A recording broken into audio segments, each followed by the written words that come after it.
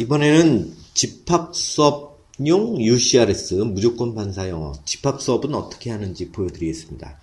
집합 수업용 앱이 따로 있어요. 그 집합 수업용 앱은 지금 보시면 PC용 그 http pc.elp.nekr에 들어가면 PC용 앱 중에 집합 수업용이라고 써 있는 것을 깔아야 됩니다. 요걸 깔거나 아니면은 플레이스토어나 앱스토어에서 보면은 그 스토어 안에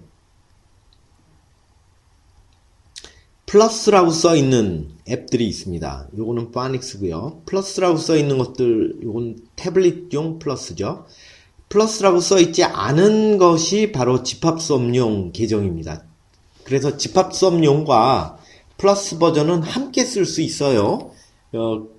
그래서 플러스용의 경우는 뭐 이미 알고 계시겠지만 플러스 버전은 학생 개개인이 각자의 그 영어 말하기 개인 교수를 갖는 버전이라면 집단 수업용 이 집합 수업용 앱은 모든 학생을 같은 아이디와 같은 비밀번호로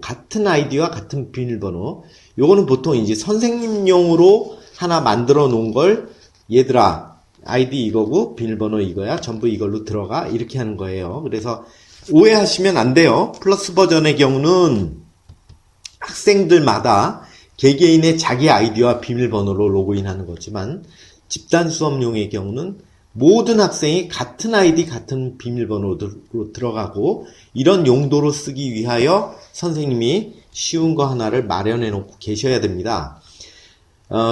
요 수업의 경우는 선생님이 방금 설명한 걸 바로 연습시키기 위한 목적인 거예요. 그래서 예를 한번 들어보면 선생님이 자기 계정에서 일단은 자기 계정에서 운영하는 거예요. 선생님이 학생 계정에 가서 강의라고 지금 학생, 학급, 자료 이렇게 세 가지가 있잖아요. 그 중에서 학생 쪽으로 가서 보면 이 강의라는 것이 상단에 있습니다. 강의라는 걸 누르게 되면 이런 창이 하나 열려요. 그때인지 모든 학생에게 똑같이 쓸 강의용 학생 계정을 난 뭘 쓴다라는 걸 지정해야 됩니다. 여러 가지 다른 계정이 있어도 선생님은 모든 아이들한테 얘들아 아이디는 전부 테스트 10이고 비밀번호는 뭐야 하고 가르쳐 줘야지 되는 거예요. 그리고 어떤 책으로 수업할지 선생님이 정하는 겁니다. 지금 이 경우는 뭐 신텍스 그 구문 보통 문장 신텍스 구조 영어 구조에 대한 강의가 제일 쉬우니까 예를 들어서 신텍스 중에서 오늘은 비동사를 이용한 뭐 현재 과거가 혼합된 걸 훈련시키겠다. 그러면 이걸 선택해서 수업 적용을 누르시게 되면 요 수업이 모든 테스트 10이라는 걸로 모든 학생이 똑같이 들어가서 똑같이 수업하게 되는 거예요. 한번 해보죠. 그럼 지금 이렇게 들어가서 수업을 이 세로 고침을 하고 보면 학생들이 그 계정, 뭐 비동사, 현재, 과거, 혼합, 대명사 활용해가지고 학생들이 훈련할 것들은 이런 것들이에요. 이런 식으로 학생들이 비동사의 활용, 비동사가 사용되어 있는 표현들을 이렇게 전부 비동사가 활용된 것들인 것을 금방 아실 수가 있죠. 네, 이런 방식으로 모든 학생들이 자기가 연습을 해보고 이렇게 하는데 여기서 주의할 점이 있어요. 학생들은 절대로 시험 보기를 눌러서는 안 됩니다. 이건 시험 보기 용이 아니에요. 그리고 여기서는 여러 가지 미션이 나오지도 않습니다. 미션은 항상 한 개만 정하여 나옵니다. 왜냐하면 선생님이 한 개만 과제를 주고 그 하나를 훈련시키는 거기 때문에 한 개만 하고 학생들은 이거를 혼자 연습해가지고 이걸 선생님께 제출하는 거예요. 예를 들면 이런 식이죠. 2, 1. Desk is wide, birds are fast. It was, birds were fast. Desk was, 철수 was rich. 뭐 이런 식으로 혼자 지가 해보고 자기가 한번 해보고 그렇게 된 녹음을 갖다가 선생님 앞에 제출하는 거예요. 선생님은 이게 제출이 되면 여기 플레이 버튼을 눌러서 들어볼 수가 있으니까요. This is why birds are fast. It was birds.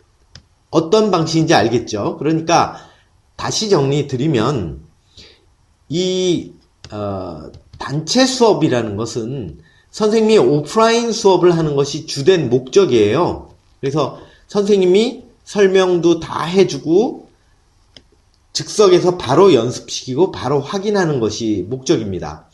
또 학생들이 녹음을 한다 할지라도 시험 보는 건 아니에요. 시험으로 녹음 보진 않고 녹음하는 건 아니고 자기가 녹음해서 현장에서 선생님 앞에 검사를 받는 거예요. 그래서 선생님의 목표된 어떤 오늘 수업에서는 뭐 예를 들어서 관계대명사를 연습시킨다. 오늘 수업에서는 무슨 의문문, yes, no 의문문을 연습시킨다. 그러면 목표된 수업물을 보조하기 위한 교구예요. 그래서 이건 항상 오프라인에서 현장 수업용 교구로 사용되는 것이므로 학생들은 시험을 보지 않는다. 그에 비해서 플러스 버전의 경우는 학생 개개인에게 24시간 개인 교수가 붙어 있는 거라는 건 알고 계시죠? 그래서 학생 개개인의 능력에 맞춰서 개개인의 그 시간, 개개인의 진도에 맞춰서 24시간 단 한 명의 학생을 위한 과제 제시하고 훈련 보고 시험 보고 결과 확인하고 또 학부모님까지도 연동이 돼서 어떻게 진행되는지까지 알려주는 게 플러스 버전. 그에 비해서 집합수업용 UCRS는 단 한 개의 계정으로 선생님 계정밖에 없는 거죠.